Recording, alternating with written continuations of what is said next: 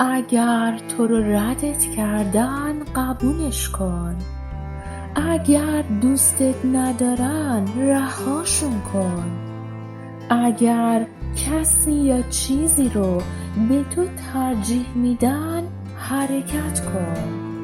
همه کسایی که دوستشون داری نمیمونن، همه کسایی که بهشون اعتماد داری وفادار باقی نمیمونن. از دست دادن آدمایی که دیگه نمیخوان تو زندگیم باشن برام مهم نیست.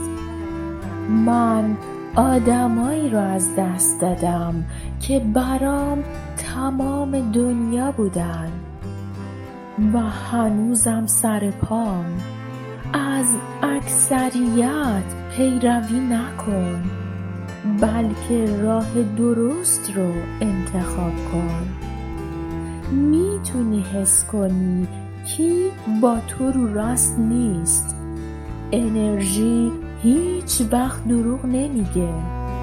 همیشه احساستو بیان کن و هیچ وقت از واقعی بودن شرمنده نباش.